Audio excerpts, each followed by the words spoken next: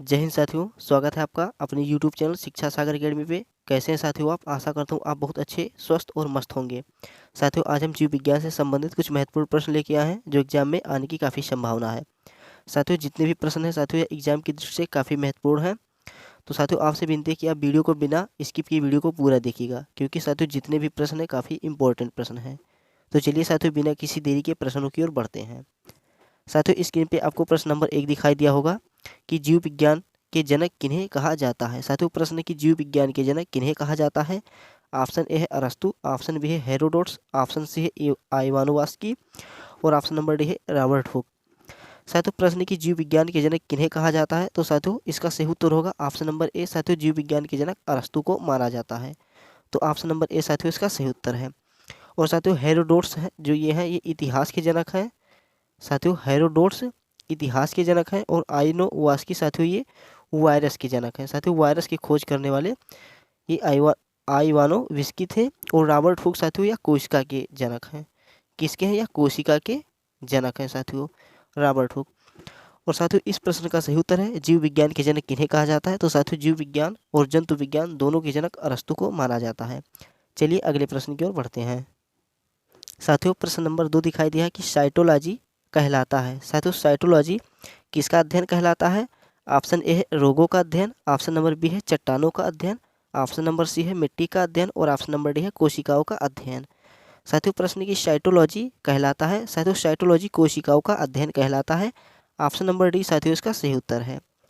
साथियों, कोशिकाओं के अध्ययन को साइटोलॉजी कहते हैं। और साथियों, रोगों के अध्ययन को पैथोलॉजी कहा जाता है। साथियों, क्या कहते हैं? तो पैथोलॉजी कहा जाता है रोगों के अध्ययन को। और साथियों, चट्टानों के अध्ययन को पेट्रोलॉजी कहा जाता है। साथियों, क्या कहा जाता है? तो इसको पेट्रोलॉजी कहते हैं चट्टानों के अध्ययन को। और साथियों, मिट्टी के अध्ययन को साथियों मिट्टी के अध्ययन को पैडोलॉजी कहते हैं। साथियों, क्या कहते हैं मिट्टी के अध्ययन को? तो पैडोलॉजी मिट्टी के अध्ययन को कहा जाता है। और साथियों, प्रश्न था कि साइटोलॉजी कहलाता है। साथियों, साइटोलॉजी कोशिकाओं के अध्ययन को कहा जाता है। रोगों के अध्ययन को पैथोलॉजी, चट्टानों के अध्ययन को पेट्रोलॉजी और मिट्टी के अध्ययन को पैडोलॉजी कहते हैं। और साथियों, कोशिकाओं के अध्ययन को साइटोलॉजी कहा जाता है। चलिए प्रश्न नंबर 3 की ओर बढ़ते हैं। साथियों, स्क्रीन पे प्रश्न नंबर 3 दिखाई दिया है कि राइबोसोम का कार्य करता है। साथियों, प्रश्न है कि राइबोसोम क्या कार्य करता है।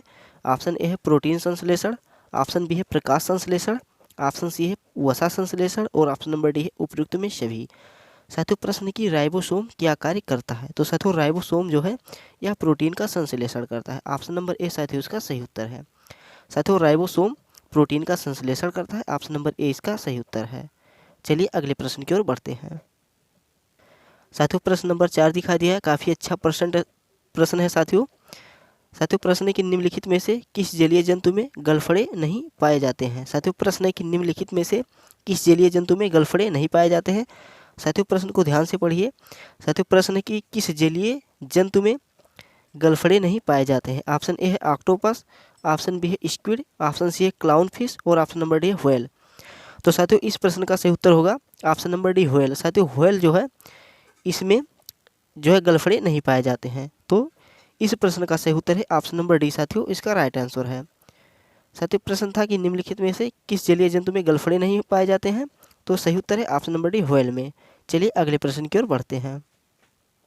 अगला प्रश्न साथियों, प्रश्न नंबर 5 है कि शरीर की सबसे बड़ी ग्रंथि कौन सी है। साथियों, प्रश्न है कि शरीर की सबसे बड़ी ग्रंथि कौन सी है।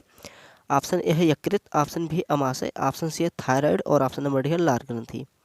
तो साथियों, शरीर की सबसे बड़ी ग्रंथि है ऑप्शन नंबर ए यकृत। साथियों, यकृत है जो यह शरीर की सबसे बड़ी ग्रंथि है। ऑप्शन नंबर ए साथियों उसका सही उत्तर है। चलिए अगले प्रश्न की ओर बढ़ते हैं। साथियों, प्रश्न नंबर 6 दिखाई दिया है। काफ़ी अच्छा प्रश्न है साथियों और मोस्ट इंपॉर्टेंट प्रश्न है। साथियों, प्रश्न है कि मनुष्य में ऐच्छिक गतियों का नियंत्रण किसके द्वारा होता है। प्रश्न है साथियों कि मनुष्य में जो ऐच्छिक गतियाँ होती हैं इनका नियंत्रण किनके द्वारा होता है। ऑप्शन ए है सेरिब्रम, ऑप्शन बी है थायराइड, ऑप्शन नंबर सी है सेरिबेलम और ऑप्शन नंबर डी है इनमें से कोई नहीं। साथियों, प्रश्न है कि मनुष्य में ऐच्छिक गतियों का नियंत्रण किनके द्वारा होता है। तो ऑप्शन नंबर ए इसका सही उत्तर है साथियों सेरिब्रम के द्वारा होता है। साथियों, मनुष्य में ऐच्छिक गतियों का नियंत्रण सेरिब्रम के द्वारा होता है। और साथियों, सेरिब्रम यह मस्तिष्क का सोचने वाला भाग होता है। साथियों, प्रश्न काफ़ी अच्छा था मनुष्य में ऐच्छिक गतियों का नियंत्रण किनके द्वारा होता है? तो साथियों सेरिब्रम के द्वारा होता है। चलिए अगले प्रश्न की ओर बढ़ते हैं। साथियों प्रश्न नंबर 7 दिखाई दिया है, शरीर का तापक्रम कहाँ नियंत्रित होता है? साथियों प्रश्न है, शरीर का तापक्रम कहाँ नियंत्रित होता है? ऑप्शन ए है हाइपोथैलेमस, ऑप्शन बी है पिट्यूटरी, ऑप्शन नंबर सी है स्पाइनल कॉर्ड और ऑप्शन नंबर डी है इनमें से कोई नहीं। साथियों प्रश्न है कि शरीर का तापक्रम कहाँ नियंत्रित होता है? तो साथियों शरीर का तापक्रम या हाइपोथैलेमस में नियंत्रित होता है। ऑप्शन नंबर ए इसका सही उत्तर है। साथियों हाइपोथैलेमस। साथियों हाइपोथैलेमस पिट्यूटरी ग्रंथ से निकलने वाले हार्मोन्स का स्राव को नियंत्रित करता है। और साथियों प्रश्न था क्या शरीर का तापक्रम कहाँ नियंत्रित होता है? तो साथियों हाइपोथैलेमस में होता है। चलिए अगले प्रश्न की ओर बढ़ते हैं। साथियों प्रश्न नंबर 8 दिखाई दिया है, काफ़ी अच्छा प्रश्न यह भी है। साथियों निम्नलिखित में से कौन सा एंजाइम लार में पाया जाता है? साथियों प्रश्न है, निम्नलिखित में से कौन सा एंजाइम लार में पाया जाता है? ऑप्शन ए है पेप्सिन, ऑप्शन बी है ट्रिप्सिन और ऑप्शन सी है टायलिन और ऑप्शन नंबर डी है काइमोट्रिप्सिन। साथियों प्रश्न है कि कौन सा एंजाइम लार में पाया जाता है? तो साथियों इसका सही उत्तर है ऑप्शन नंबर सी टायलिन। साथियों प्रश्न का सही उत्तर है टायलिन। साथियों लार में एमाइलेज एंजाइम होता है जिसे टायलिन भी कहा जाता है, जो स्टार्च को माल्टोज जैसे सरल शर्करा में रूपांतरित करने में सक्षम होता है।